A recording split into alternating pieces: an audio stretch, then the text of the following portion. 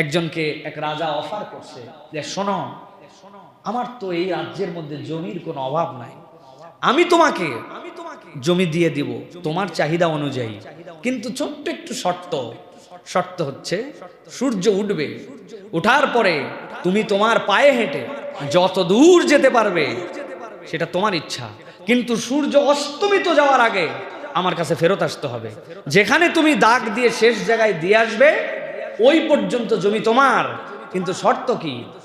মাগরিবের সূর্য অস্ত যাওয়ার আগে আমার কাছে ব্যাক করে আসতে হবে। সে তো মহা খুশি, সকাল থেকে উঠে দিশে হাঁটা, এ হাঁটা না সে হাঁটা, যত যাবে তত জমি তার। হিসাব মিলাই যে মধ্য আকাশ, সূর্য উঠতেছে মধ্য গগনে, চিন্তা করছে আর তো 2টা ধাপ দিলেই এইটুকু আমার, আর 2টা ধাপ দিলে এইটুকু আমার। লোভ যেতে যেতে যেতে এমন পর্যায়ে গেছে, যতদূর রাস্তায় গেছে যেতে লাগছে 6 ঘন্টা, আসতেও তো তার 6 ঘন্টার বেশি লাগবে, কারণ আসার পথের ক্লান্তি বেশি, কিন্তু চলেই গেছে সে 8 ঘন্টা। আর একটু গেলে আরে সামনে একটা সেই রকম জমি পাচ্ছে, এইটা খালি পার করি, ইসিরে এরপরে একটা নদী আছে, নদীটা পার করলে তো এইগুলো জমির শেষও আমার মধ্যে নিতে পারবো, খালি নদী পার করেই খিল দিয়েই দৌড় দিব। এই চিন্তা করতে করতে এক পর্যায়ে যখন তার মনে হয়েছে ফেরা দরকার, অর্ধেক জমি আর পার করতে পারে নাই, জমি তার 0, আর কিচ্ছুই পায় নাই। হিসাব মিলিয়ে দেখেন এই লোককে আমাদের বোকা মনে হচ্ছে, যা আরে তোর এত লোভ করার দরকার কি, অর্ধেক রাস্তাতে ঘুরে আয়।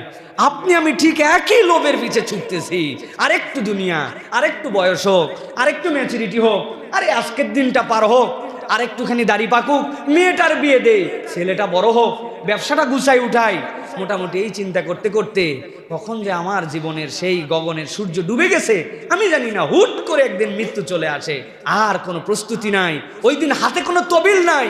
আল্লাহ বলছেন তোমাদের জন্য এরকম না হয়, আমি রব তোমাদেরকে জান্নাত দিতে চাই, এমন নিয়ামত দিতে চাই, এমন সুখে ঢুকাতে চাই যেই সুখের কোনো শেষ নাই, কিন্তু তুমি ওই সুখ হারা হয়েও না, তুমি ঈমান আর আমলের চলে এই দুটাকে সামনে রেখে বাকি জীবন তোমার সামনে চলাও।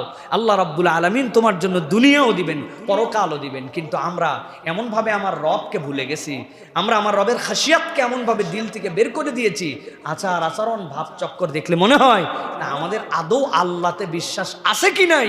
মুসলমানদের চলাফেরার স্টাইল এখন এরকম কি ভাই? আল্লাহ রাব্বুল আলামিন আমাদেরকে বোঝার তৌফিক দান করেন।